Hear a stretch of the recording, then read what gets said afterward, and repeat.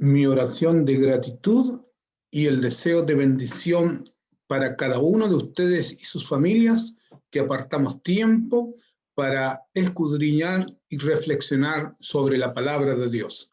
Hoy veremos Jeremías capítulo 9, pero antes te invito a orar. Oremos. Padre nuestro que estás en los cielos, Señor, gracias por tus bondades recibidas de día en día.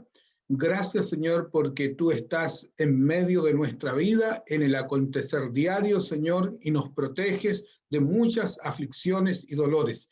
Gracias, Señor, porque nos provees el pan necesario. Ahora, querido Dios, ruego para que tu Espíritu Santo nos pueda guiar en la reflexión de tu palabra y de esa manera estemos dispuestos a, Señor, a realizar y a hacer tu voluntad. Te lo ruego en el nombre de nuestro Señor Jesucristo. Amén. Amigos, el capítulo 9 nos habla de la siguiente manera, y noten ustedes que los primeros versículos está describiendo la condición de maldad que vivía el pueblo de Dios. Y Jeremías conecta esto, el capítulo 9, con el capítulo 8, donde él está en aflicción. Y dice así: oh, si mi cabeza se hiciese aguas y mis ojos fuentes de lágrimas, para que llore día y noche los muertos de la hija de mi pueblo. Sin duda, por esta razón, Jeremías es llamado el profeta llorón. Está tan conmovido en su corazón que dice que si su cabeza fuese agua y río, lloraría de día y de noche. Versículo 2 describe un poquito ahora cómo va esta nación, y después los versículos siguientes todavía sigue describiendo.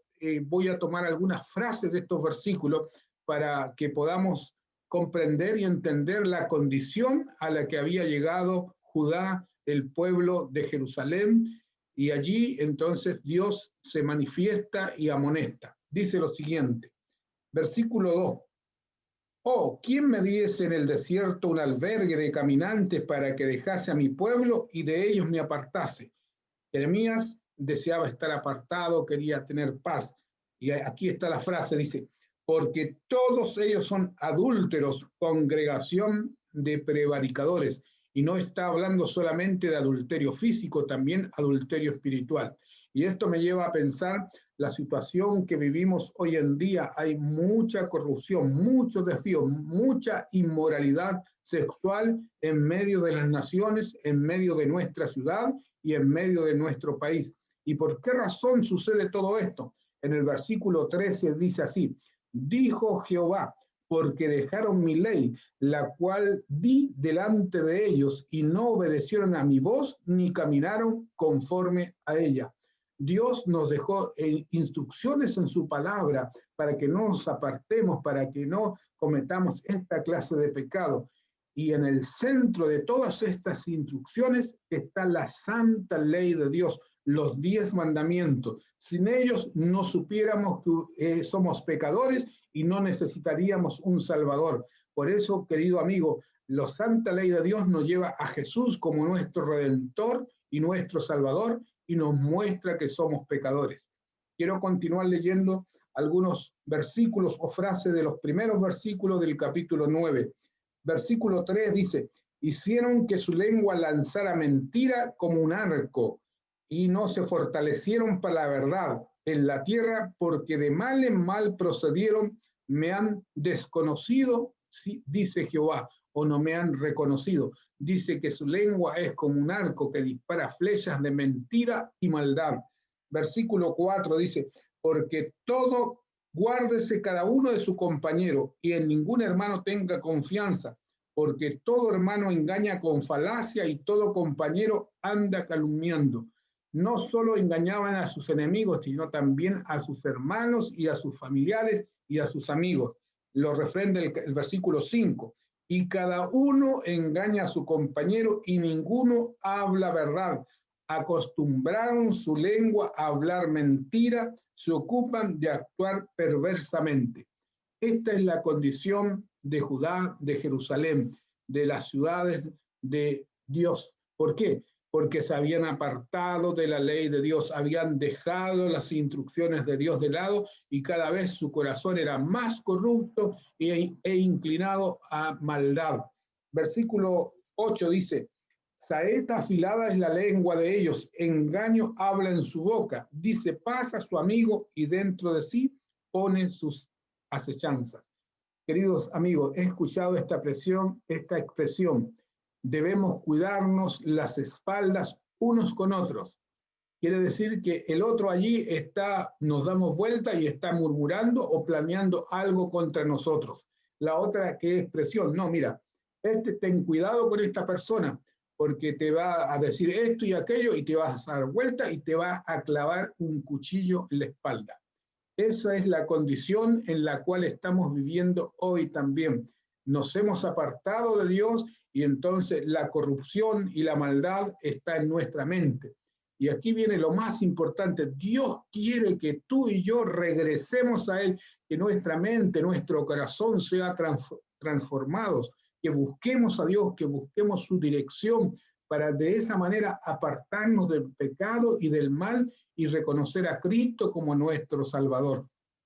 Versículo siguiente, habla ahora acerca de cómo quedará Jerusalén, dice, versículo 11, reduciré a Jerusalén a un montón de ruinas, morada de chacales, y convertiré las ciudades de Judá en desolación, en que no quede morador. Jerusalén quedaría totalmente destruida. El profeta está hablando aquí como si esto ya hubiese ocurrido, pero está muy pronto a ocurrir. Y después tiene el versículo 12, tiene un subtítulo y dice, amenaza de ruina y exilio. Versículo 13, que ya lo hemos mencionado, dijo Jehová, porque dejaron mi ley, la cual di delante de ellos, y no obedecieron a mi voz, ni caminaron conforme a ella. Antes fueron tras la imaginación de su corazón y en pos de los Baales, según les enseñaron sus padres. Amigos, Dios nos dejó toda la instrucción en la palabra de Dios y para magnificar esa instrucción dejó los 10 mandamientos para que los enseñáramos a nuestros hijos, a nuestra descendencia. Sin embargo, hoy muy pocas personas, aunque está la Biblia en la casa, en el hogar allí, no conocen los 10 mandamientos que Dios ha dejado. Y dice que estos se apartaron y en vez de enseñarle lo que Dios había señalado, le enseñaron a adorar a dioses falsos. Y los padres le enseñaron eso a los hijos y muchos hijos por tradición siguen una religión. Pero querido amigo, la palabra de Dios es verdad y justicia. A ellas debemos estar atentos. A Dios, a nuestro Señor Jesucristo, le debemos nuestra lealtad. Versículo 16 dice, y los esparciré entre naciones que ni ellos ni sus padres conocieron, y enviaré espada en pos de ellos hasta que los acabes. El Señor dice que finalmente va a destruir a Judá y a Jerusalén, a las naciones allí, y no solo a ellas, sino también a las naciones vecinas paganas que buscaban la destrucción de este pueblo. Versículo 22 dice así, así ha dicho Jehová, los cuerpos de los hombres muertos caerán como estiércol sobre la faz del campo, y con manojo tras el segador, que no hay quien los recoja.